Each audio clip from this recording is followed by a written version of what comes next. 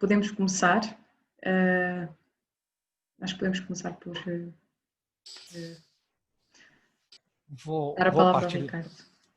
Bom, como eu já comentei, né, acesso privilegiado é o tema mais difícil de segurança de informação, na minha opinião. Ele não é um tema só técnico, ele é um tema que envolve muito processo, né, e definições de que risco e que tipo de coisa a empresa está disposta ou não de correr. Né? Em segurança da informação, a gente sempre sabe que vamos fazer a analogia de uma porta, quanto mais travas eu coloco numa porta, mais seguras eu estou, mas mais trabalho eu tenho para entrar e sair de casa. Então, essa é sempre uma balança meio difícil da gente equilibrar. Né? Eu vou passar logo para a apresentação, né? E aí a gente vai tirando as dúvidas e conversando no final dela. Deixa eu compartilhar minha tela.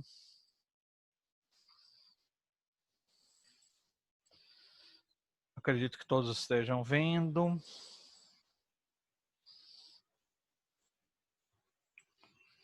Perfeito. Bom, esses são os tópicos que nós vamos abordar hoje. Vamos falar uma rápida exposição sobre o que é o acesso, o que seria o AAA, qual a diferença básica entre usuário e administrador. Vamos falar de um princípio muito importante para a segurança de informação, que é o princípio do menor acesso. Eu vou mostrar para vocês 3 casos práticos, simulando como se eu estivesse invadindo uma máquina e o que acontece quando eu estou com acesso privilegiado ou não, e depois nós vamos para a nossa conclusão. Tá? Bom, segurança da informação ela existe para manter a confidencialidade, que significa o seguinte, só quem precisa daquela informação tem acesso. Né? Integridade quer dizer que a minha informação ela não pode ser alterada. Se eu escrevi um relatório, eu tenho que garantir que aquele relatório não foi alterado quando ele chegar em quem precisa ler. E a informação precisa estar disponível para quando as pessoas precisarem. Não adianta nada eu ter uma informação confidencial, íntegra, e ela está indisponível. Né? Eu tinha um professor que brincava que o computador mais seguro do mundo é um computador que está no fundo do mar, trancado num cofre. Ele é o computador mais seguro do mundo, mas está indisponível. Então não resolve muito. Não adianta, não tem sentido a gente tê-lo. Né? O AAA não é amante dos aviões anônimos, tá? Ele significa autenticação, autorização e account. Account não é uma palavra que em português a gente tem uma tradução muito boa, mas vamos traduzir ela como registro, seria eu manter a ação de quem fez, o registro de quem tomou as atitudes para poder depois responsabilizar ou tomar alguma ação em função daquilo. Né? Por que isso é importante? A gente vai entender que quando eu coloco uma senha, eu estou fazendo a autenticação, depois eu tenho a parte de autorização e depois eu tenho um registro disso. Então, a autenticação é a coisa simples. É eu provar que eu sou quem eu digo que eu sou. É como se eu estivesse entrando num banco e o guarda do banco me pedisse a minha identidade, o meu BI. Né? Ele vai olhar ali, olha, a foto bate com você, então você pode entrar. Então isso eu faço com uma senha, eu faço com uma biometria, eu faço mostrando um crachá ou uma foto. Esse é o primeiro passo. Isso ainda não me deu acesso a nada. Depois eu tenho a autorização. Uma vez que eu fui autenticado, os sistemas sabem quem eu sou, eu vou ver quais são os privilégios, o que eu posso fazer. Né? E como é que isso é feito? É como se batesse um carimbinho na minha mão, dizendo, olha, você pode ir para a área esquerda, para a área vermelha, para a área azul, pode acessar esse arquivo, pode acessar aquele arquivo, esse você não pode, você pode navegar na internet. Essa, simplificadamente, é o processo de autorização. E o registro é eu poder fazer a gestão de quem fez o quê, e poder fazer uma investigação e ter o que a gente chama de não repúdio. Por exemplo, eu resolvi que eu quero mandar um e-mail falando mal do meu chefe. e aí depois eu mando e vou dizer que não fui eu que fiz isso, tá maluco, eu gosto muito do meu emprego, meu chefe é a melhor pessoa do mundo, é mesmo, tá? Mas eu jamais ia fazer isso. E aí eu tenho uns registros para provar que não, ó, você fez, não dá para você repudiar essa ação que você fez. Bom, vamos parar de teoria e vamos um pouquinho para a parte mais prática. 90% das atividades que a gente faz no dia a dia, ou mais, dependendo da sua função, não precisam de acesso privilegiado. O usuário comum consegue fazer. Eu não preciso ficar instalando software toda hora, eu vou usar o Word, eu vou navegar na internet, eu vou usar alguns programas e 90% deles, ou um pouquinho mais, não precisam de um acesso privilegiado. Na prática, não é necessário. Um usuário administrador, a gente só deve usar quando eu tenho uma necessidade específica. Eu vou instalar alguma coisa, eu vou fazer uma configuração de segurança. A gente não deve usar o usuário administrador no dia a dia. É comum a gente estar trabalhando com o nosso user e o nosso user ser administrador. Eu vou mostrar para vocês porque que isso não é uma boa ideia, né? Menos de 10% das atividades que a gente faz no dia a dia precisam de usuário administrador. Eu digo mais, se a pessoa não é da área de TI, não é um programador, acho que nem 1% das atividades que ela faz precisa de acesso ao administrador. Bom, o princípio do menor privilégio está em todas as melhores práticas de segurança da informação, desde o NIST, ISO 27000, e o que é que ele diz? Eu preciso dar o acesso o menor possível para as pessoas. Por quê? Porque se aquele acesso for comprometido, eu tenho um danos reduzido. Eu só devo dar o acesso privilegiado ou acesso a qualquer coisa minimamente necessário, falando aí em segurança da informação, né? Bom, nós vamos usar aqui... Vamos simular que eu sou um atacante e eu quero obter as palavras passes dos utilizadores. Tá? Qual é o ambiente que eu estou usando? Esse cenário serve para qualquer coisa, mas para demonstração eu escolhi o Windows 10 com uma aplicação que é vulnerável, né? A gente tem uma vulnerabilidade que permite que ela seja explorada, mas essa aplicação não só vai me garantir o acesso à máquina. Então, isso poderia ser feito através de um vírus, de um site malicioso, de uma navegação. Eu escolhi uma aplicação mais fácil da gente poder ver. A gente vai trabalhar com um cenário, o primeiro cenário, que é o paraíso dos atacantes, que é a pessoa ser administrador local e não usar o que o Windows chama de controle de conta de usuário, em inglês, o AC. Depois nós vou mostrar para vocês um cenário, o mesmo utilizador sendo administrador local, mas já usando o AC, vocês vão ver que eu dificulto um pouco a vida do atacante. E depois eu vou mostrar um cenário com um utilizador que não é administrador. Tá? O User Access Control, todo mundo que já trabalhou com Windows, às vezes vai fazer alguma coisa e aparece essa telinha chata, né? E perguntando se você quer realmente fazer isso, e mesmo que eu seja administrador da máquina, ele me pede essa tela de vez em quando. Por que isso? Porque quando eu estou com o AC instalado, vocês lembram que eu falei do token mais atrás, que seria o carimbo na mão?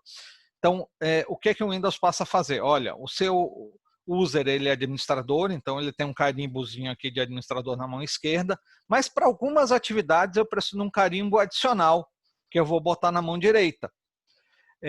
E aí é quando ele pede essa telinha. Ele fala, olha, para esse lugar que você vai, eu sei que você é administrador, mas você precisa de uma permissão adicional, né? De uma autorização adicional. Então, clica aqui para confirmar se você quer isso mesmo. Isso depois, se a gente quiser discutir tecnicamente, dá para a gente passar aí uma semana falando dessa arquitetura do Windows, tá? No Linux, ela funciona do mesmo jeito. Eu tenho um usuário normal e quando eu quero fazer alguma coisa mais diferente, eu uso o comando sudo. Tá? Mas eu vou fazer a demonstração em Windows, que é a maioria dos casos que a gente vê. Tá? Eu vou parar, tentar ver aqui se eu vou compartilhar o vídeo, porque vai ficar um pouquinho maior, tá? A tela. Eu vou parar o meu compartilhamento e iniciar o compartilhamento do vídeo. Um minutinho só.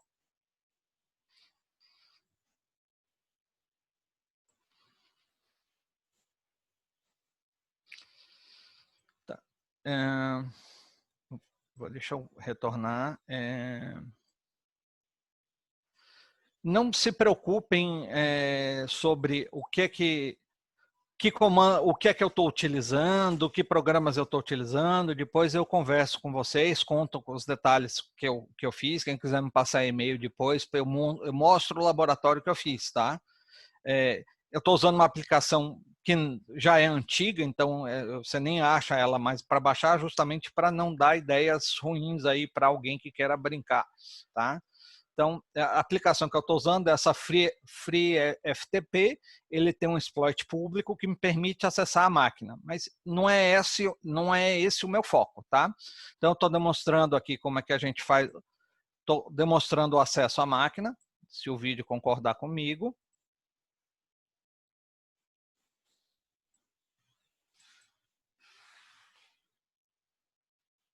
Ok.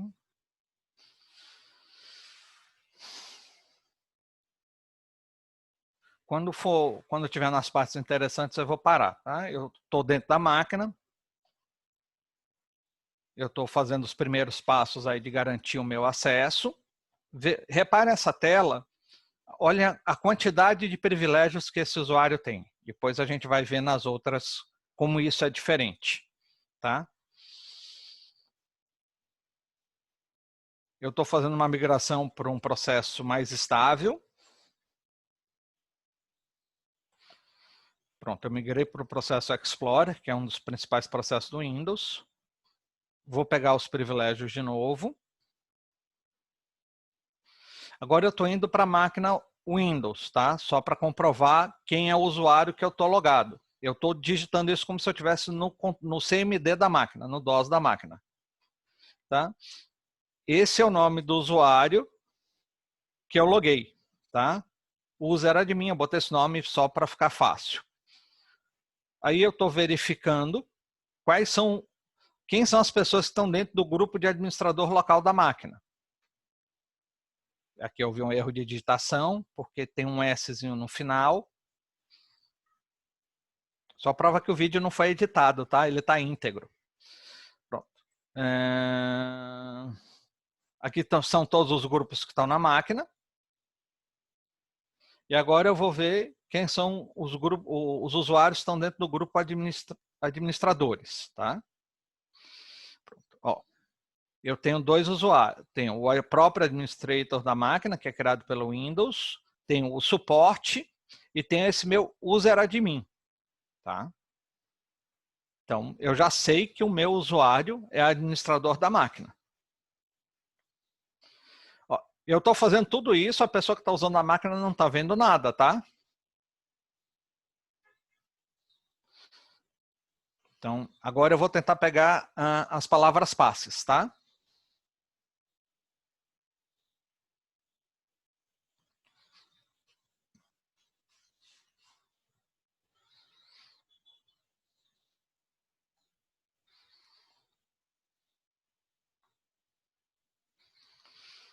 Vocês podem ver, ó, que ele pegou todas as palavras passes estão com hash, tá? Mas isso é muito fácil de eu transformar em senha, tá? Ele pegou a palavra passe do usuário administrador, do usuário comum e do meu user admin. Vamos mais para frente. Isso é uma outra forma de eu pegar as palavras passes. Tá? Eu vou explicando um pouco mais tecnicamente. Eu estou dentro de um processo chamado Explorer XE. E eu tenho os privilégios desse processo. Tá? Então, vocês podem ver que na minha segunda tentativa, ele está dizendo, olha, esse comando só funciona se você for usuário system. Então, a execução vai falhar. Usuário system é um usuário de máximo de privilégio numa máquina Windows. Tá? Mesmo que eu seja administrador local, eu não sou system. Mas eu vou mostrar para vocês como é muito fácil mesmo, virar system se eu sou administrador da máquina. Ó, aqui são os usuários, os processos estão rodando na máquina. Não sei se vocês podem notar que eu tenho esse NT Authority System, é esse cara que eu quero virar, e os processos que estão sendo usados pelo meu usuário. Tá? Então, o que eu vou fazer? Eu vou pegar essa minha telinha e vou migrar ela para um processo que tem usuário privilegiado. Tá? Eu vou escolher esse processo LSAS. Ele é um processo importante no Windows e é um processo muito bonitinho para a gente fazer essas coisas. Eu estou usando o mesmo comando, tá? E eu estou migrando agora para o processo LSAS. Se eu digitar direito. Pronto.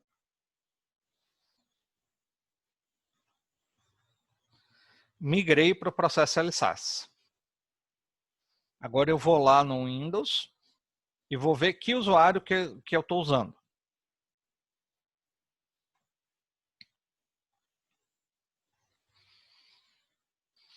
Lembra que quando eu fiz esse comando antes, quando eu tinha migrado para o processo Explorer, eu tinha aparecido para mim o usuário System, o usuário User Admin? Agora eu não fiz nada, eu nem dei nenhuma outra senha, nada disso, eu só fui para um processo diferente. Aí eu já estou como NT Authority System, tá? Eu já sou, é como se eu fosse Deus do universo na máquina, tá? Eu posso fazer qualquer coisa agora dentro da máquina. E eu não precisei fazer nada para fazer isso. Eu simplesmente pedi para acessar um processo. Por que eu pude acessar esse processo? Porque eu sou administrador local da máquina. Mais para frente isso vai ficar claro. Agora eu vou capturar, fazer o mesmo processo que eu fiz para capturar as palavras passes. Tá? Eu vou usar os mesmos comandos, só para vocês verem as diferenças. Depois no slide isso tem umas telinhas mais bonitinhas sobre isso. Mas é legal a gente ver ao vivo porque dá mais emoção.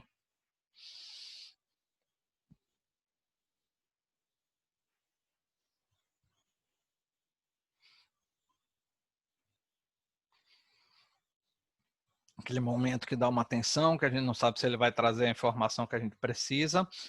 Ó, vejam que agora ele trouxe muito mais utilizadores, tá? Ele trouxe o usuário suporte, deixa eu dar uma parada aqui. Trouxe o administrator, trouxe sysdev, trouxe comum, trouxe mais utilizadores do que eu tinha no outro comando. Agora eu vou rodar aquele comando que ele tinha dado uma falha. Lembra que ele tinha dito que ele não tinha permissão? Agora eu estou com um processo que é NT Authority. Ó o que ele fez para mim. Ele já trouxe o meu usuário com a senha criptografada, mas aqui ele já conseguiu descriptografar. E ele teria trazido aqui para mim qualquer outro usuário que tivesse usado a máquina recentemente, estaria com essa senha aqui na memória e eu teria conseguido todas essas senhas. Tá? Então, eu só consegui fazer isso porque eu sou administrador da máquina. Eu vou voltar para a nossa apresentação. Deixa eu parar o compartilhar.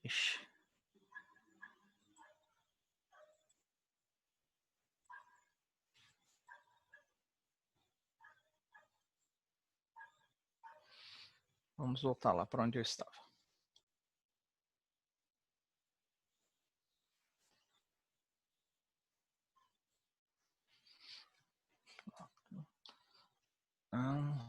Passa. Ó, estamos aqui só chamando a atenção para aqueles pontos que eu falei no vídeo, tá? Quando eu chego na máquina, eu estou usando esse user admin, né? Ele está dentro do grupo de administradores locais da máquina, né? Tá em vermelho só para a gente, que às vezes no vídeo é rápido, a gente não consegue ver. Aqui são as palavras passes que eu consegui pegar. Aqui depois eu viro o system, né, na máquina. Então, eu viro Deus. Aí eu consigo pegar muito mais palavras passas. Esse é o cenário que o atacante mais vai ficar feliz da vida, porque não tem proteção nenhuma. Eu sou o administrador da máquina, tá certo? E simplesmente não tenho nenhum empecilho para virar Deus dentro da máquina, para virar usuário NT-admin. Tá? Eu vou parar o compartilhamento aqui para passar o outro vídeo. Qual é essa ideia? Eu já estou adicionando uma segunda camada de administração, uma primeira camada de segurança. Tá? Eu estou pedindo para, olha, quando você for fazer uma ação que você precisa ser administrador, eu quero que você peça um token adicional. Tá? A gente vai ver no vídeo que isso é uma medida legal, mas é muito fácil de eu contorná-la, de eu enganar a máquina para me dar esse privilégio. Eu vou parar o compartilhamento de novo, só para eu abrir o vídeo, que fica melhor se a gente...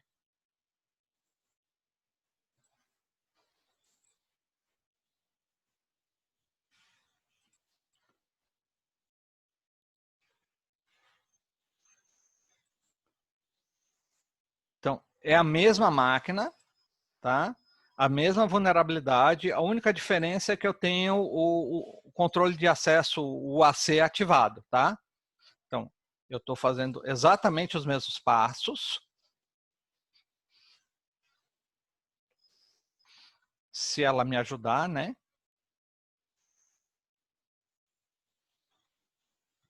Quando a gente está fazendo, parece mais rápido. No vídeo fica mais demorado.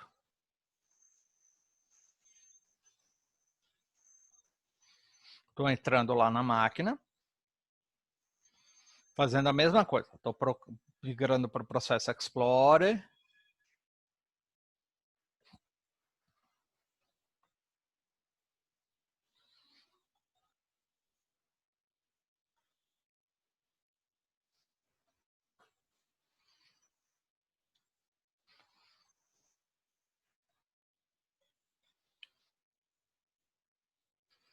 Aquele momento que dá branco que a gente não sabe o que vai digitar.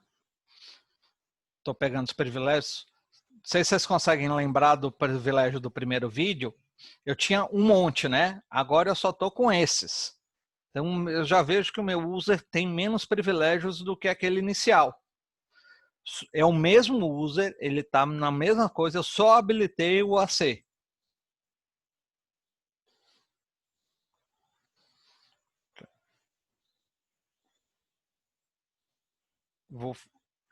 Vou tentar pegar as senhas, as passwords.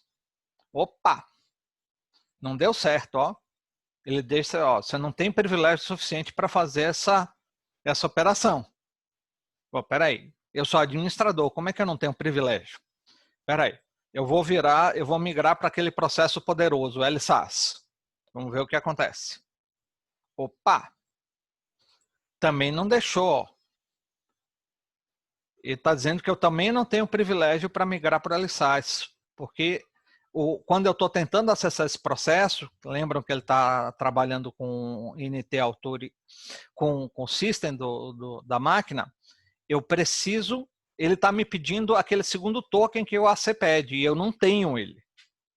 Bom, o que é que eu vou fazer? Eu vou conseguir esse token para mim agora. Tá?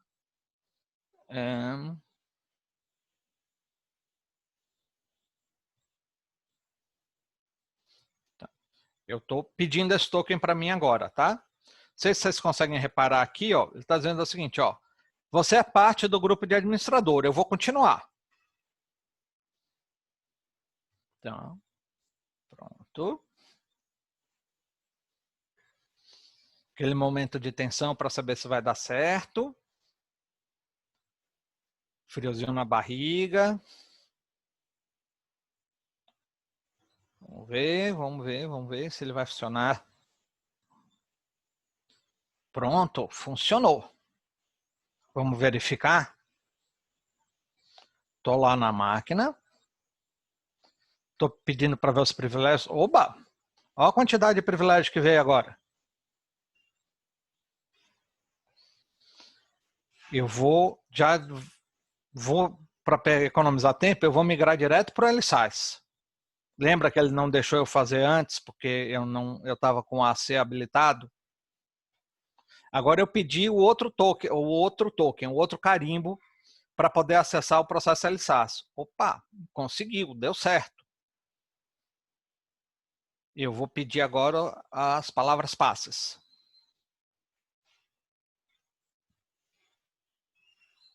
Opa, não deu erro.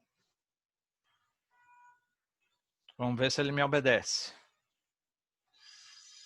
Ixi, o que será que aconteceu aqui? Ah, ele deu um errozinho, mas ele trouxe as palavras passes, tá vendo? Vamos tentar de outro jeito. Aí, minhas palavras passes.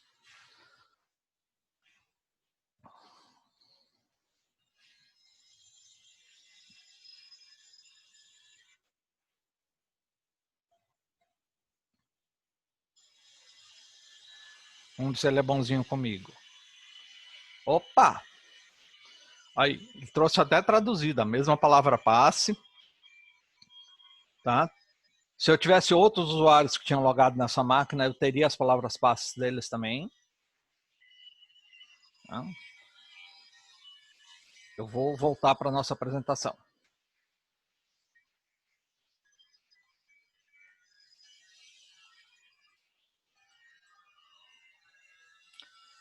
Viram que a única diferença aí foi que eu estava com o administrador com o AC, tá? Então, agora vamos aqui para os slides. Tá? Aqui, ó. Ele não deixou eu pegar as passwords, as palavras passes, porque eu não tinha privilégio. Por que eu não tinha privilégio? Porque eu estou com o AC habilitado. Tá? Depois que eu consigo pegar o segundo token ou desabilitar o AC, eu consigo migrar para o processo LSAS e aí eu consigo pegar todas as palavras passes. Depois, agora, antes da gente ir para o vídeo, eu quero levantar uma questão. A maioria das empresas costuma fazer o seguinte: eu tenho um usuário comum em todas as máquinas, que é aquele utilizador que o pessoal usa para suporte, para dar manutenção. Então, vocês concordam que se eu conseguir a palavra passe de um utilizador, eu consegui de todo mundo? Eu consigo acessar qualquer máquina. Normalmente, o mesmo utilizador consegue logar em várias máquinas ao mesmo tempo. Então, se eu tenho a palavra passe do utilizador, eu vou conseguir, mesmo que seja da máquina do Jorge, eu vou conseguir logar na máquina da Carla, porque o meu usuário Jorge também tem permissão para isso, tá? Agora é o nosso último vídeo, eu prometo que está acabando a parte de vídeo, tá? Eu vou passar o vídeo agora com um usuário comum, tá? Deixa eu só abrir ele aqui, vocês vão ver a diferença. Eu estou fazendo esse vai e volta de compartilhamento de tela, porque senão o vídeo dentro do slide fica muito pequenininho. Pronto. Eu prometo para vocês que é o último vídeo, que daqui a pouco acaba o sofrimento. Espera aí, compartilhei errado. Aqui. Pronto. É a mesma situação, a mesma máquina, a mesma aplicação vulnerável, o mesmo user. A única diferença é que dessa vez ele não é administrador local. Então, ó, vamos ver. Eu já estou vendo aqui que eu tenho poucos privilégios, né? Então, vou migrar para o processo para ficar mais estável, para minha conexão não cair.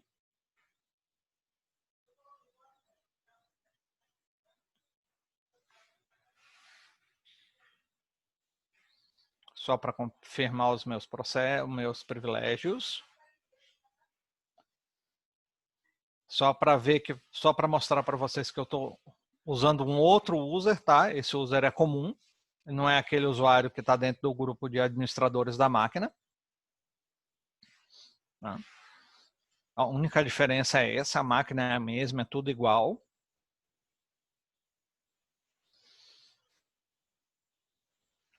Vou tentar pegar as palavras passes. Ele não deixou, porque eu estava com... não tenho privilégios. O meu tokenzinho lá não me dá a autorização suficiente.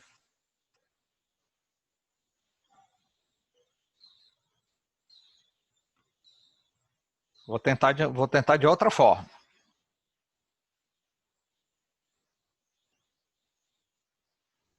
Também não consegui. Espera aí que eu não vou desistir, tá? Eu consegui 2 vezes, por que eu não vou conseguir a terceira? Tentei ir para o processo LSAS, também não tenho privilégio. E agora o que é que eu... Vou tentar usar aquele mesmo programa que eu usei para ter o token do... desabilitar o AC. Tá? Vamos ver o que acontece.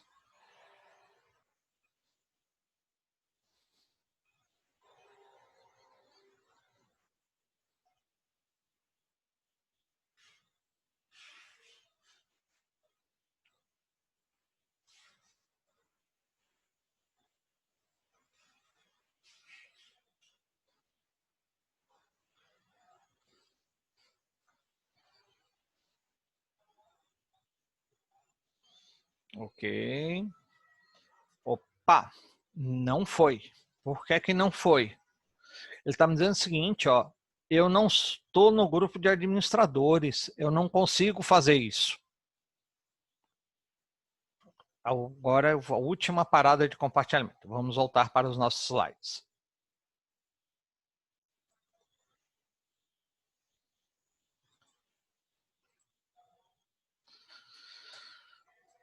Bom, não sei se...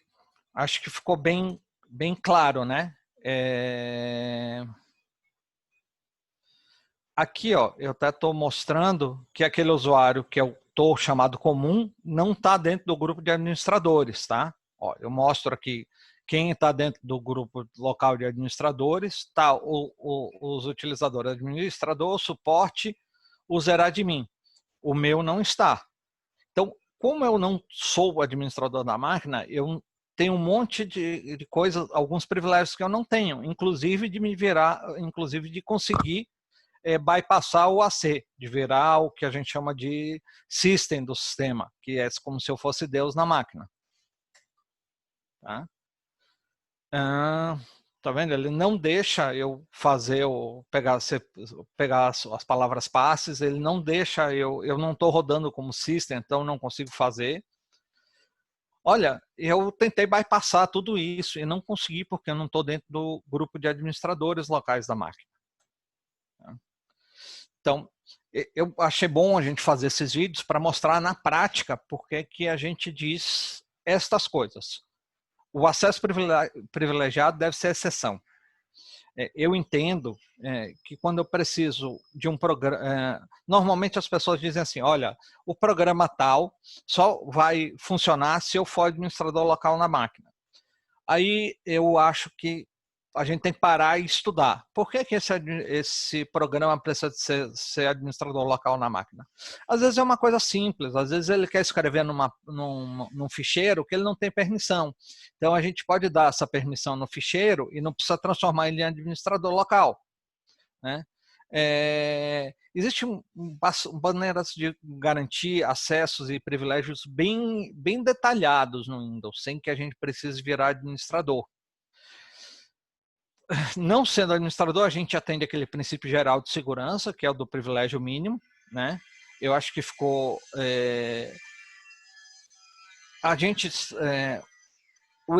esse privilégio mínimo não pode ser um impeditivo para que a gente deixe de ter atividades e faça coisas inovadoras, mas a gente de segurança da informação tem como balancear isso e conseguir que essas atividades não sejam paralisadas por causa de uma falta de acesso, né? Todo mundo pode ser vítima de ataque cibernético, eu já fui, acho que todo mundo já foi. Né? Eu mostrei um exemplo de uma pessoa que tinha uma aplicação vulnerável na máquina, mas esse tipo de coisa pode ser feito acessando um site malicioso, dependendo do meu browser, dependendo das minhas configurações. não adianta a gente confiar, eu tenho um antivírus, isso não vai acontecer comigo. Tenha certeza que se a pessoa quiser, ela vai achar um jeito de bypassar isso. Quando a gente está na nossa casa, a gente coloca várias camadas de proteção, né? A gente tem o portão da rua, a portaria, depois tem a porta de casa. Então, segurança a gente pensa mais ou menos do mesmo jeito. A gente tem várias camadas. Se uma falhar, a gente tem a segunda, né? A gente pode, inclusive, ter um utilizador na máquina que seja administrador e eu só use ele em sessão. Então, eu teria 2 utilizadores. Quem utiliza o Linux está habituado a fazer isso. Ele trabalha com usuário não privilegiado e quando precisa fazer alguma coisa, ele dá um comando sudo, que na realidade ele está dizendo assim, olha, me dê privilégio de administrador para esse comando. Ele faz esse comando privilegiado e sai. Poucas pessoas sabem que o Windows tem sistemas exatamente para fazer igual. O Windows tem um RumAs, a gente tem aquela opção, acho que todo mundo já usou, clicar no botão direito e mandar executar como administrador. Então, essas são melhores práticas que a gente pode adotar. Tá? A TISTEC está à disposição, eu estou à disposição para conversar, trocar ideias, ajudar a elaborar planos aí de controle de acesso, de privilégio e de controle de utilizadores. A gente acho que deu para ver, espero que tenha ficado claro, a diferença do que acontece com um utilizador que tem acesso privilegiado ou não e a importância da gente fazer a gestão disso. Né? Eu acho que eu já falei demais. Espero que não tenha sido muito cansativo, que as pessoas tenham conseguido perceber aquilo que eu quis demonstrar. E estou aberto para perguntas, questionamentos, estou à disposição. Quem tiver alguma dúvida, para aqueles que não estavam desde o início, o meu nome é Adriana, eu faço parte da TIS, da equipa da TIS. Estou aqui a auxiliar o webinar do Ricardo. Se tiverem alguma dúvida que gostariam de colocar, alguma opinião também, as nossas perguntas e respostas estão abertas. Podem acessar na parte inferior do vosso ecrã.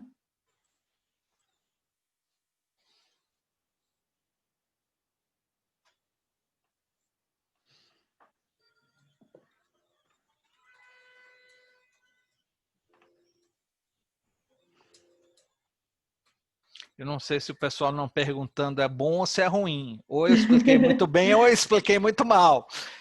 Pois. Eu vi aqui que o Gabriel tem uma mão levantada. Boa tarde.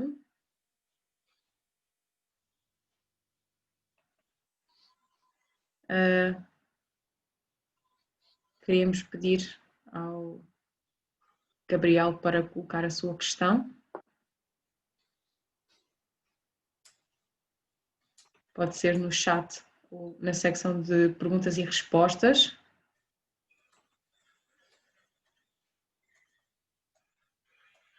Tem o botão de Q com K e A. Esse botão serve para abrir a parte das perguntas e respostas e dar-vos a você. Ok. Muito obrigada. O Gabriel pergunta qual é que é o utilizador mais seguro. O que não tiver acesso à conta no grupo de administrador local. Tá? O utilizador comum. Como esse último que eu utilizei. Ele não estava no grupo de administrador local. Em outras palavras, ele só tinha privilégios normais. Não tinha nenhum privilégio de administrador. Tá? Isso vale para o utilizador da sua máquina, vale, por exemplo, para utilizador de banco de dados, para utilizador de outras aplicações que a gente chama de utilizador de serviços. Ok. Eu pergunto se deve continuar a meter travas ou nem por isso. Eu não sei o que é que ele quer dizer com travas, mas, por exemplo, se ele está pensando em antivírus, se eu sou administrador da máquina, eu posso desabilitar seu antivírus. Seja lá qual foi a trava que você colocar, se eu sou administrador da máquina, eu posso tirá-la. Então, o melhor jeito é como eu faço. Eu tenho o meu utilizador normal, que eu utilizo, que é Ricardo, e eu tenho um segundo utilizador, que é Ricardo_admin. Quando eu preciso fazer alguma coisa que precise de acesso privilegiado, eu vou lá com o botão direito e falo, execute esse comando com outro utilizador. E aí eu coloco a minha senha de usuário admin. Essa é a forma que eu entendo mais fácil, pensando em máquinas em casa. Tá? Em empresas, a gente tem outras ferramentas que podem automatizar esse tipo de atividade. Tá? E depende do cenário. A gente tem algumas ferramentas bem complexas para gestão de acesso, gestão de identidades, e são ferramentas bastante eficientes. Okay. Não sei se eu respondi a pergunta dele. Ele perguntou o que é que pode garantir a segurança total da empresa ou do utilizador. Então, a única máquina 100% segura é aquela que está lá embaixo do mar, trancada e sem ninguém acesso. Tá? Não tem. É que nem como a gente pensa na nossa segurança. Tá? Pensa na segurança de informação como se fosse a nossa segurança física. Eu estou andando na rua, eu corro o risco de ser assaltado. Eu vou tomar um monte de precauções para não ser, mas eu estou correndo risco. Às vezes eu só aumento o nível do ladrão, por exemplo. Eu coloco 20 alarmes na minha casa. Então não vai ser qualquer ladrão que vai conseguir chegar lá. Mas vai ter um que vai conseguir. Aqueles ladrões lá de filme, de Hollywood, que monta aqueles esquemas, ele vai acabar conseguindo. Então a gente tem que ter várias camadas de segurança. Então a TIS está aqui para ajudar as pessoas a criarem essas camadas. Ela, às vezes, não são só ferramentas, às vezes ela é um processo, às vezes ela tem a ver com treinamento de pessoas. Depende muito de caso a caso. Se você quiser, depois a gente pode sentar, bater um papo, trocar umas ideias. Se quiser me passar um e-mail com alguma situação mais específica, fica à vontade. Ou mandar para o comercial, eles encaminham para mim. A gente diz que segurança é como se fosse... Ninguém diz cebola, né? Mas a gente diz que a gente trabalha com segurança em camadas. É como se fosse uma cebola. Eu vou tirando as camadinhas e cada uma delas tem uma trava, uma feita de segurança. Ok. Temos aqui uma pergunta do Joaquim. O Joaquim pergunta, Ricardo, acha que as PAMs, Privileged Access Management, são uma das soluções para o cenário que demonstrou? São. A gente só tem que lembrar que uma ferramenta sozinha nunca resolve nada. Tá? A gente precisa ter essa ferramenta bem implementada e casada com os processos. Se eu não tenho o meu processo, como fazer aquilo azeitado, a minha ferramenta só vai automatizar aquilo que está errado. Tá? Mas a gente fala de segurança, e se eu não tiver gente treinada para usar a ferramenta, também não vai ajudar muito. Vou fazer uma analogia com o Firewall. Eu posso ter o melhor Firewall do mundo, mas se eu vou lá e digo para o Firewall, olha, você deixa qualquer tráfego de qualquer lugar para passar para qualquer lugar, não adianta eu ter a melhor ferramenta. Tá? Mas sim, essa é uma linha de ferramentas que resolve esse tipo de problema, principalmente se eu estiver falando de utilizadores de serviços, de banco de dados, dessas coisas. Tá? A Graça pergunta qual é a solução para os usuários que utilizam certos softwares que exigem acesso privilegiado para ser utilizado. Então, a primeira coisa é entender se o software realmente precisa de acesso privilegiado. O que é que o software o que é que ele vai fazer que ele precisa de acesso privilegiado? Ele vai acessar uma chave do registro, ele vai acessar uma pasta, então vamos... é só essa chave de registro, então vamos dar acesso a essa chave de registro. Um software, no meu entendimento, que só funcione como administrador, como acesso privilegiado de administrador, é um software que a gente precisa estudar se ele deve ser posto. Tá? Existem exceções, tá? Por exemplo, softwares que precisam de acesso ao kernel do Windows, por exemplo, um antivírus, um driver, uma coisa assim. Mas, via de regra, a gente precisa entender por que ele precisa desse acesso todo. Tá? Então, Ok. entender e dar só aquele acesso que ele precisa. Bem, temos também aqui uma pergunta do António. O António pergunta, em uma escala de 0 a 100, qual é a eficácia do antivírus? Ou dos antivírus? Difícil de responder essa sua pergunta, tá?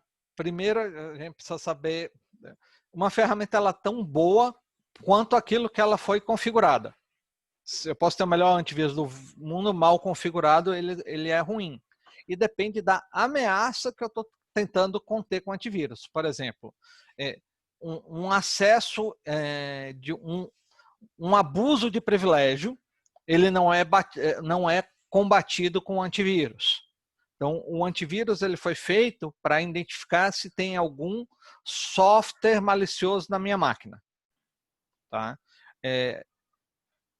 Se é isso que eu quero olhar, um bom antivírus ele vai te dar uma boa, abrangência. Tá? Mas não é só isso que eu preciso olhar. Eu preciso olhar se, por exemplo, eu tenho alguma coisa maliciosa na minha memória. Hoje em dia, uma linha boa de ataque é o que a gente chama de userland. Tá? É utilizar as próprias ferramentas do Windows para fazer alguma ação maliciosa. Como é que um antivírus vai perceber que aquele programa está lá, ele é um programa válido, ele é um programa do Windows, mas ele está fazendo algo que ele não foi projetado para fazer? O antivírus não vai saber disso. Aí a gente precisa ir para uma solução de monitoria e de EDR, que eu tenho uma camadinha um pouquinho a mais. Então, assim, depende daquilo que a gente está querendo proteger. Ok. Muito bem. O Gabriel diz que se interessou bastante por este webinar e que gostaria de saber se a TIS oferece formação e está interessado. Eu Formação de segurança. acho que a melhor coisa para ele fazer é conversar com o pessoal do comercial que consegue lidar com essa demanda melhor do que eu. Sim, nós vamos deixar os contactos, e-mail, telefone, que pode ser utilizado para obter essa informação aqui no chat. Ao lado do botãozinho do Q&A tem o bate-papo ou chat, ou como aparecer aí no vosso... Eu posso compartilhar outro ecrã. slide também aqui, se você quiser, Adriana. O que é que você acha? Enquanto a gente vai falando. Sim, sim, pode ser. Pronto, peraí. Deixa eu botar o último slide. Aí, enquanto a gente vai Para todos falando, aqueles. pronto. Sim, Quem exato. fica... Sim. Também temos as nossas redes sociais. Também podem colocar as vossas questões pelas nossas redes sociais e nós vamos responder ou iremos passar a uma equipa que irá contactar de uma forma mais direcionada. Agora temos aqui o David, que pergunta quais são os sinais que dão a entender ao usuário que está a ser invadido. Ixi, você fez uma pergunta bastante difícil, tá? Vamos lá. Há 10 anos atrás eu ia responder para você assim, olha, vai aumentar o processamento da sua máquina, a máquina vai ficar lenta, você vai começar a ver um monte de janela aparecendo, tá? Hoje em dia, os bandidos estão muito mais espertos, tá? Eles estão fazendo as coisas de maneira escondida. Então, antigamente eu fazia um estardalhaço, que eu estava invadindo a máquina. Hoje em dia eu tento ficar o máximo de tempo indetectado. Tá? É difícil de você detectar que você está sendo invadido. A gente precisa de uma série de ferramentas e de definições de processo. Por exemplo, um SIM é uma ferramenta que nos ajuda a identificar isso. Tá? Tem uma pesquisa, eu não estou com ela aqui agora, que diz que uma invasão, ano passado, ela levava 300 deixa eu ver, quase 3 meses para ser detectada. Nesse último ano, isso caiu para 2 meses, mas mesmo assim é muito tempo. E aí ainda a gente tem que considerar aquelas invasões que a gente só sabe que aconteceram depois que a informação está no jornal. Né? Então, assim, isso é um bom trabalho, porque a gente precisa alinhar uma série de coisas. É comum, por exemplo, a gente chegar em algumas empresas, olha, vamos aqui montar um sistema de monitoria para vocês e ver detectar invasões, e aí a gente monta todo um esquema, e uma das primeiras perguntas que a gente faz assim, ok, quais são os ativos, os softwares, os computadores críticos para vocês? Por incrível que pareça, a maioria das empresas não sabe responder isso. Então, como é que eu vou saber? Eu posso ter o melhor sistema de monitoria, mas se ele não estiver olhando para uma coisa que eu nem sei que ela existe. Então, identificar que a gente foi invadido realmente é um grande desafio hoje em dia. Tá? Eu acho que essa é a bola da vez na parte de invasão. Há 5, 6 anos atrás era fácil. Hoje em dia é bastante difícil. Tá? Mas tem conjuntos de ferramentas, de metodologias e de treinamentos que a gente pode implementar, e a TIS pode ajudar para a gente fazer isso daí, uma conjunção de CIEM. A gente deve estar lançando, inclusive, um SOC até o final do ano para oferecer serviços como serviços aí. SOC, eu não sei se vocês estão familiarizados com o termo, é Security Operation Center. Então, a gente monitoraria os ativos e tomaria as primeiras medidas e alertaria se isso está acontecendo.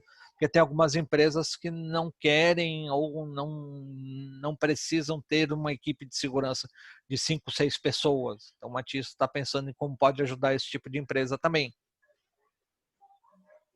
Ok. Temos aqui também outra pergunta do Gabriel. Ele pergunta por que as grandes empresas até agora não conseguem se escapar de ataques da ransomware? Ransomware. Sim. Okay. Tá. Bom, primeiro a gente tem que sempre pensar o seguinte, né? Uma boa parte das empresas consegue, tá? Algumas não. Eu tenho um professor que diz assim, é mais fácil a gente ser pedra do que ser vidraça, né? Eu que estou defendendo, eu preciso defender a empresa toda. A pessoa que está atacando precisa achar um buraquinho de agulha para entrar.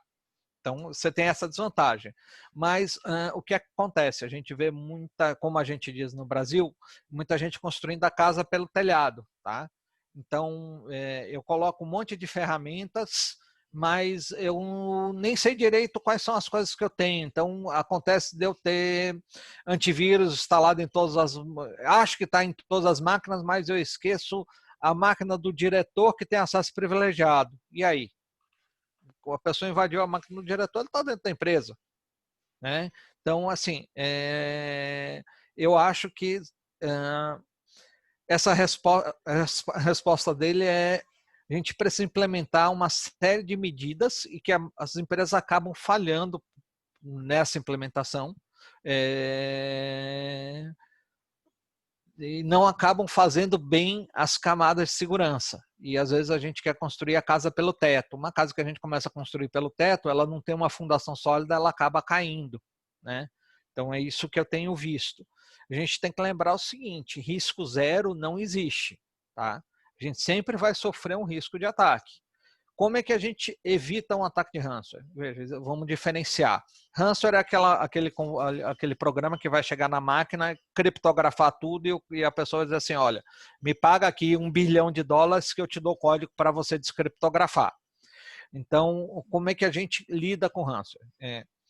Eu tenho duas situações. Primeiro, quando eu posso ter um ataque e diminuir o estrago que esse ataque faz. A gestão de acesso é uma delas. Por exemplo, o ransomware chegou lá numa máquina e ele vai rodar o processo dele como um administrador ou como um usuário que não tem acesso a quase nada. Qual é o estrago que ele vai poder fazer? Ele só vai poder criptografar aquelas pastas, aqueles ficheiros que aquele utilizador tem acesso. Ok, então meu estrago já é mínimo. Agora ele chega numa máquina que a pessoa tem acesso a todos os ficheiros da empresa. O que é que esse ransomware vai fazer? Ele vai criptografar todos os ficheiros da empresa.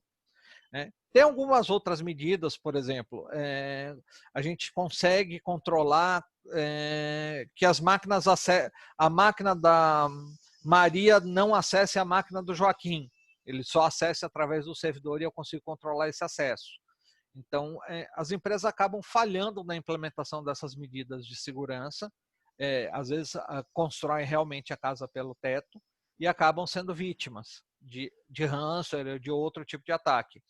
Ransomware é um ataque que assusta, mas ele é um ataque visível, tá? Me preocupa muito mais aquela pessoa que está lá há 6 meses dentro da empresa, tirando todos os dados que quer e bem entende, e a gente não está nem sabendo. Me assusta bem mais esse ataque. Ransomware, a gente, inclusive, se a gente tem uma estrutura e um esquema de backup bem feito, o estrago do ransomware é pequeno, porque eu consigo restaurar o backup de maneira eficiente. Eu não sei se eu respondi a pergunta dele, porque a pergunta dele foi complexa. Mas eu acho que deu para dar uma ideia. Sim, ele em seguida perguntou se os backups seguros e a cartografia ainda são os melhores métodos para garantir a segurança das empresas.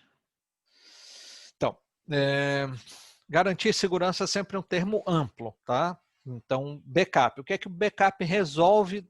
Backup é uma ferramenta de segurança? Não. É uma ferramenta de continuidade de negócio. Tá? Usar a criptografia em backup é uma grande coisa. Eu, além de evitar que eu tenha perda desse backup, eu evito que as pessoas acessem esse backup, peguem meus dados e botem embaixo do braço e vão embora e saiam vendendo por aí na Dark Web. Né? É uma boa solução. Backup, ele é muito fácil de ser feito, mas é muito difícil de ser restaurado. Então, tem algumas questões de backup que precisam ser decididas antes da gente implementar. Quanto tempo eu vou guardar o backup? Outra pergunta, por quanto tempo eu levo fazendo o meu backup? Né? Aonde está guardado esse backup? A gente vê muito backup guardado num disco duro, espetado num USB na própria máquina. Então, se aquela máquina estiver infectada por um ransomware, ele vai criptografar o meu backup também. Mas são boas soluções, tá? Só precisam ver como é que elas estão sendo implementadas. Ok. Temos aqui outra pergunta. O Stelvio perguntou como as empresas devem implementar políticas para se protegerem do email spam ou ataques man in the middle. Então, existem uma série de ferramentas que a gente pode colocar para isso.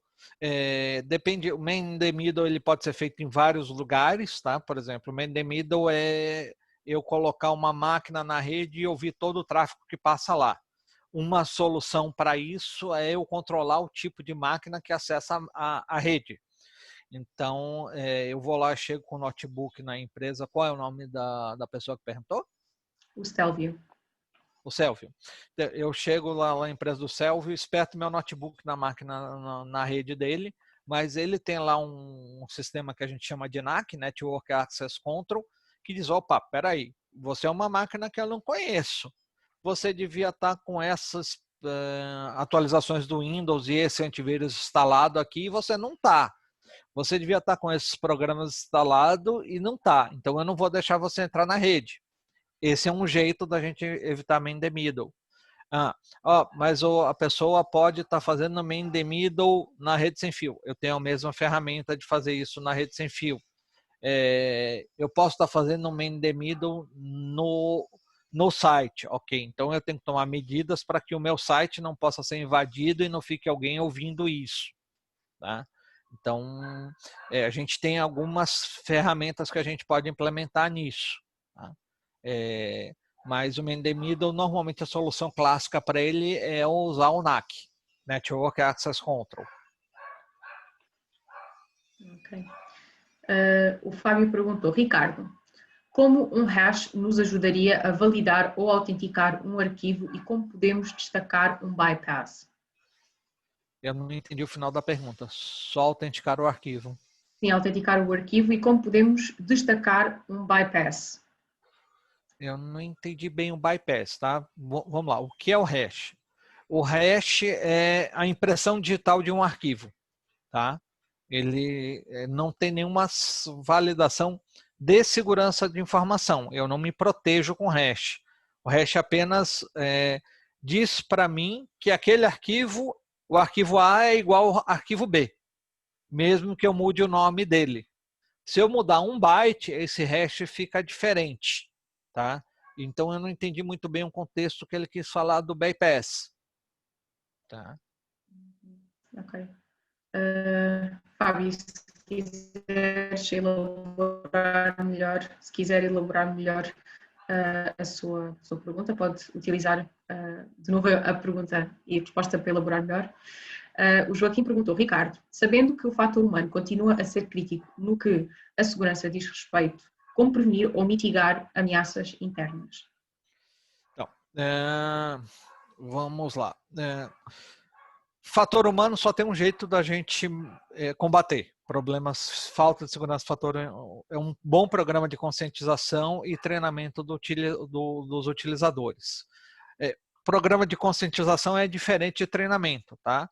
Conscientização é falar quase todo dia, ó, não faz isso, não faz aquilo. Eu já trabalhei numa empresa que tinha um programa muito legal. Uma vez, esporadicamente, passava alguém nas mesas e deixavam bilhetinhos nos computadores, dizendo, olha, você lembrou de trocar sua palavra passe? Você não clicou em nenhum lugar que deveria. E aí, quando ele vinha alguma coisa errada, por exemplo, uma coisa que é muito comum, o pessoal botar a palavra passe grudada no monitor com um adesivo, né? Aí ele ia lá e fazia uma anotação. Isso é legal, porque deixa uma coisa divertida e vai fazendo uma conscientização no dia a dia. Quando a gente faz um treinamento, a gente assimila uma parte. Mas com o tempo, a gente tende, com o dia a dia, com a correria, a gente não incorporar aquilo que a gente viu no treinamento na nossa prática. Né? A gente, de segurança da informação, acaba fazendo isso o tempo todo. Mas a pessoa do comercial, ela está preocupada em vender, ela não está preocupada em... Então, ela tem que estar com isso tão interiorizado, tão dentro dela, que ela nem pense para fazer. Então, isso seria um caminho de conscientização. Tá? A gente tem... também posso reduzir isso um pouco melhorando os meus processos. Tá? Tem algumas coisas que a gente pode fazer, por exemplo, um menor privilégio, tá? Mas, assim, sempre o utilizador pode achar um jeito de bypassar aquilo se ele achar que está fazendo. Vocês viram aí a telinha do UAC do Windows. Quantas pessoas na prática prestam atenção no que ela está dizendo? Né? Então, isso é conscientização. Não sei se eu respondi a pergunta dele. Creio que sim. Se ainda houver mais dúvidas, podem usar a mesma janela das perguntas e respostas. O Osvaldo pergunta se a TIS já teve sob algum ataque cibernético e se sim, como superou esse ataque e se não, como é que nós temos procurado evitar que um ataque não cause danos catastróficos. Tá. Osvaldo, eu não posso comentar fatos concretos, tá certo? Mas eu posso dizer que a gente toma várias medidas, tá? A gente tem algumas ferramentas de segurança, a gente tem uma monitoria naquilo que a gente faz e a gente está implementando alguns processos de melhoria contínua, tá? Dano catastrófico a gente não costuma evitar com separação de função, com segregação de rede, com políticas de privilégio mínimo e backups bem feitos. Então, na pior das hipóteses, eu consigo conter aquele dano. Ok. O Gabriel perguntou qual é a função dos LastPass nas empresas e que tipo de treinamento os mesmos devem possuir. Então, o LastPass ele é um gerenciador de senha. O que é que ele faz? Para eu não precisar ficar anotando a senha, eu coloco ele no LastPass e as empresas têm usado ele da seguinte forma. Eu não quero que o Pedro, não sei nem se tem Pedro nos ouvindo, mas não é um Pedro aqui, meu vizinho, tenha acesso à palavra passe de determinado sistema. Então, eu coloco a palavra passe desse determinado sistema e o Pedro acessa o LastPass e o LastPass faz conexão com o serviço, aquilo que ele está precisando acender. Tá? A gente tem alguns treinamentos dados pela gente por fornecedores com cofres de senhas. A gente não trabalha com LastPass, porque a gente tem algumas soluções um pouco mais robustas, tá? Eu acho que também fazendo um contato com o comercial, a gente pode detalhar aí para você como é que a gente pode te auxiliar. Ok. O Stelvio perguntou quais os aspectos a ter em conta quando estivermos a traçar um bom plano de segurança.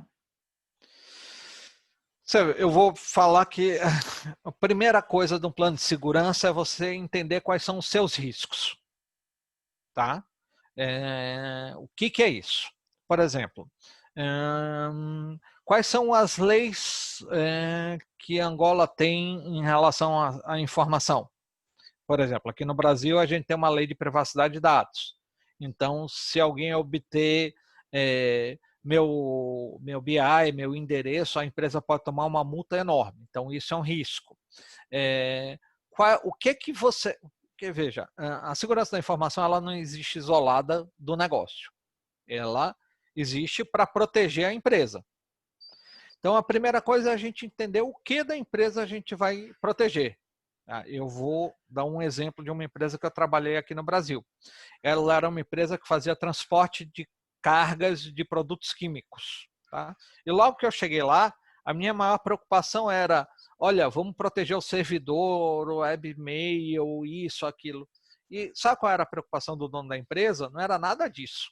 Para ele, todo mundo podia ficar 2 meses sem e-mail. Mas tinha uma máquina que era responsável por fazer a pesagem dos caminhões, que essa máquina não podia parar. Essa era a máquina mais importante da empresa, não podia acontecer nada com essa máquina. Então, se eu saio fazendo um plano de segurança da informação sem entender o negócio e sem entender o que o negócio, o que a empresa quer proteger, eu não vou para lugar nenhum. Então, a primeira coisa é entender quais são os riscos que eu quero evitar, quais são os perigos que eu quero evitar com a segurança da informação.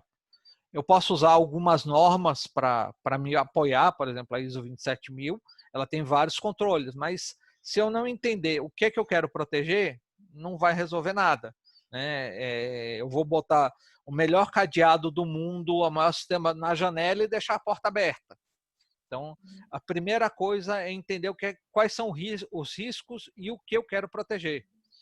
Porque assim, eu adoraria sair vendendo aqui na TIS bilhões de dólares em um equipamento para proteger um banco de dados que vale 100 dólares. É um bom negócio? Não é, né?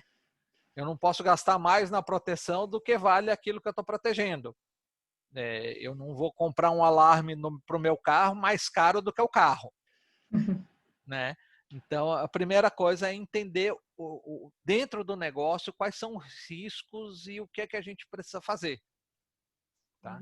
Para depois fazer um plano de segurança da informação. E esse plano de segurança da informação parte para definir, olha, a empresa vai aceitar tais perigos, não vai aceitar tais perigos, ela está disposta a gastar isso para cuidar disso. Eu trabalhei numa empresa que o dono da empresa virou assim para mim e falou, você quer comprar antivírus, né? Eu falei, beleza, quanto custa? Eu falei, X mil dólares.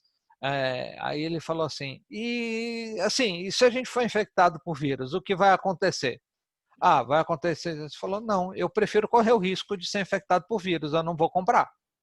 Ok, ele é o dono da empresa, ele sabe o prejuízo que ele vai ter se a gente tiver um vírus, não compramos antivírus. Né? Mas isso não é uma decisão que a gente de TI tem. Eu vou dizer, olha, eu vou proteger isto, com isso eu vou evitar este risco para você e custa Y. Aí quem resolve isso são os donos, os sócios da empresa. Eu acho que eu respondi a pergunta dele. Não sei se eu consegui falar o que ele estava querendo. Sim, acredito que sim. Ou seja, é importante fazer um plano de segurança da informação que seja feito especificamente para aquela empresa, não há um plano que dê para tudo. É isso que o Ricardo está a dizer. Entendeu do que a empresa quer se proteger. Né? Quais são os riscos para a empresa? Então, por exemplo, eu sou uma empresa que não tem site, eu só uso redes sociais. Faz sentido eu comprar uma proteção para um site? Não faz. Não é um risco que eu tenho. Ou seja, acessar aquilo que é necessário assegurar e como fazê-lo da melhor forma. Exato. Ok, muito bem. O Stelvio perguntou: será que tendo um plano de contingência e recuperação de desastres seria uma mais-valia Então, para uma empresa? plano de contingência e recuperação de negócios normalmente é uma parte coligada à segurança da informação, mas necessariamente não são a mesma coisa, tá? O plano de continuidade de negócio é saber o seguinte: qual é o mínimo que, se pegar fogo na empresa, destruir tudo, eu consigo colocar para funcionar em outro lugar, né?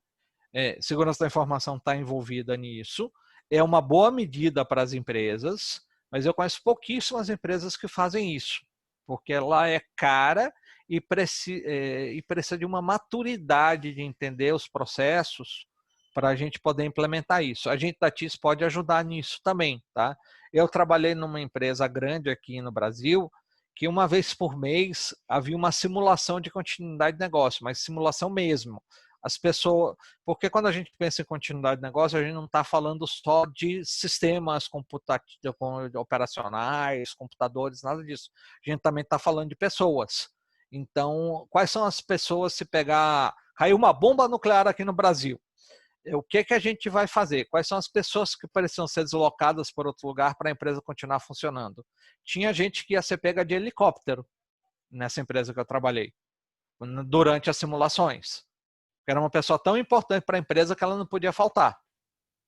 Então, isso é um plano, mas realmente uma boa medida, tá? Mas ela é bem complexa.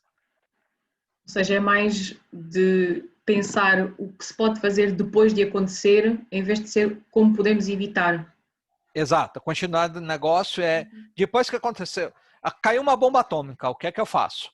Lógico, eu tenho que me planejar antes, mas a continuidade de negócio afundou o barco. Para que barco que a gente vai correr agora? Não é evitar que o barco afunde. Exato. Temos o Jesus que perguntou quais são os riscos por trás dos programas craqueados, ou seja, aqueles programas que são, na sua essência, pagos, mas que têm licenças adulteradas, Tá. funcionam com licenças. Eu vou dizer aqui no Brasil uma coisa que a gente diz assim: não tem almoço de graça, né? Então, o cara se deu o trabalho de desenvolver um crack para um programa e te deu de graça, por quê?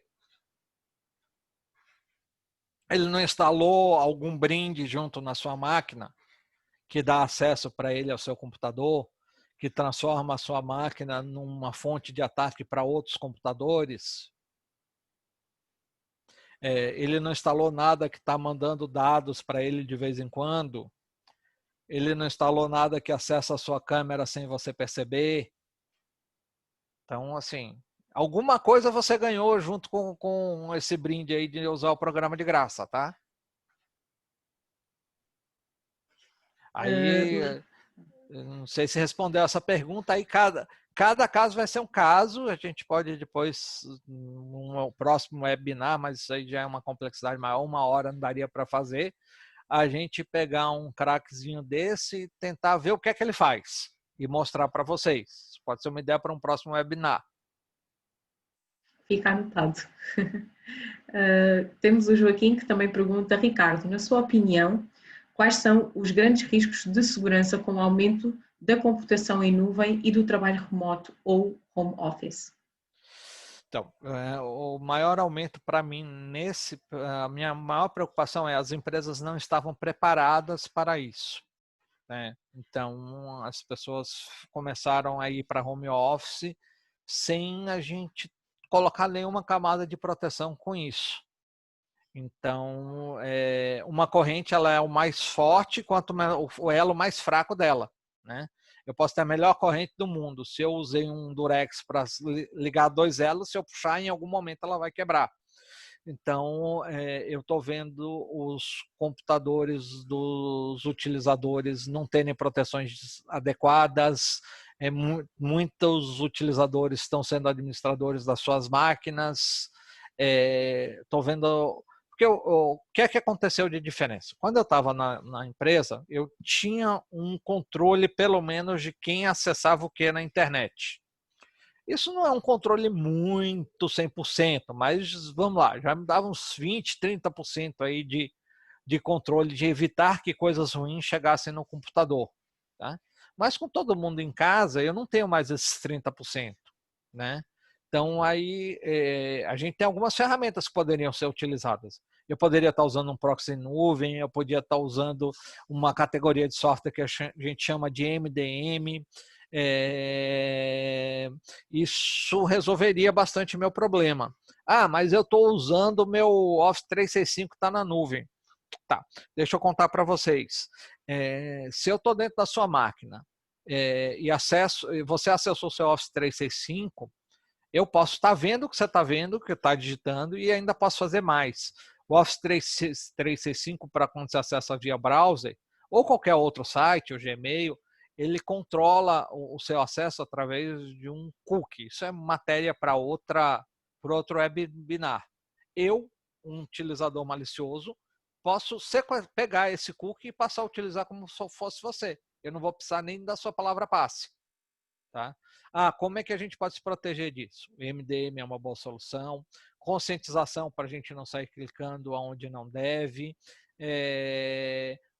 Alguém que faça uma varredura das URLs para onde a gente vai clicar.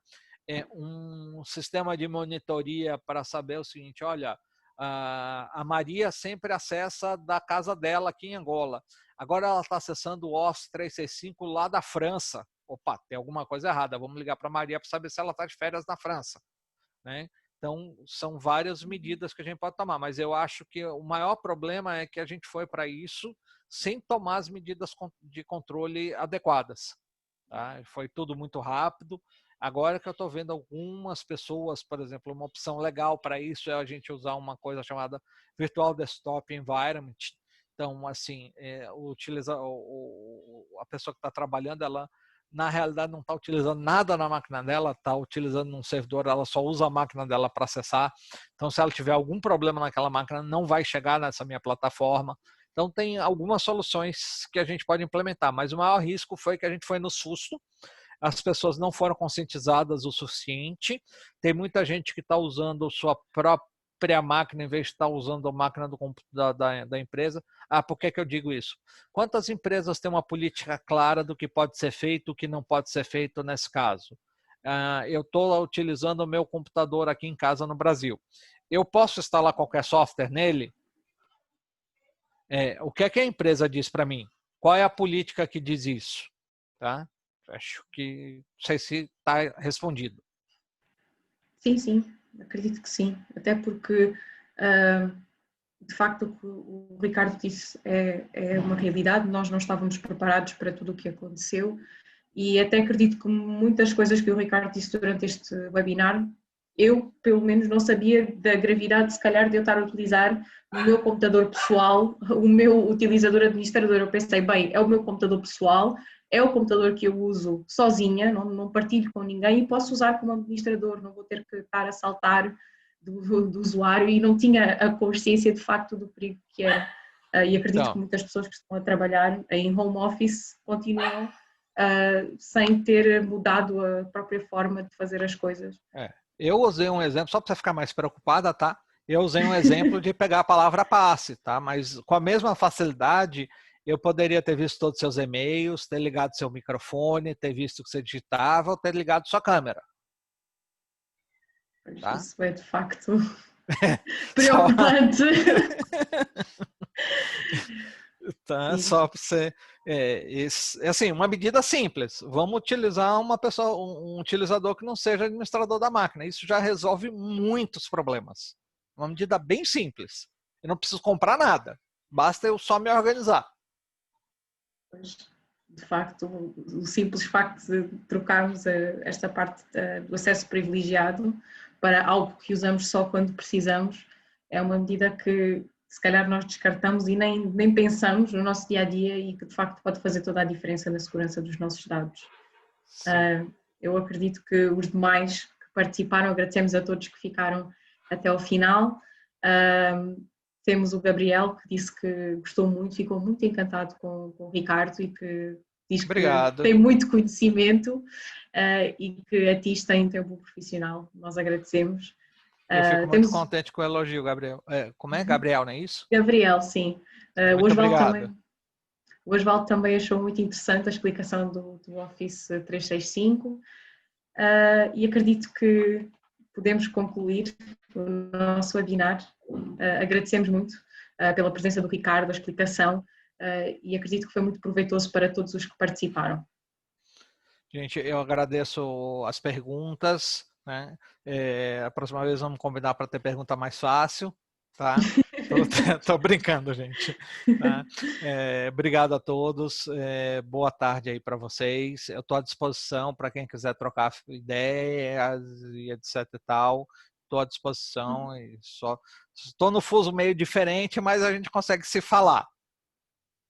Sim, a TIS está nas redes sociais, voltamos a lembrar, para quem tiver alguma pergunta, alguma dúvida, quiser saber mais sobre nós, estamos no LinkedIn, estamos no Facebook e no Instagram, TIS Tech Angola, e desejo a todos uma boa tarde e vemo-nos no próximo webinar. Teremos o webinar na próxima quinta-feira, que será às 11 horas, teremos 2 especialistas a falar de infraestrutura, para quem estiver interessado pode seguir os links para o próximo webinar, que estão disponíveis também nas redes sociais e mais uma vez agradecemos a todos. Uma boa tarde. Ok, obrigado, boa tarde.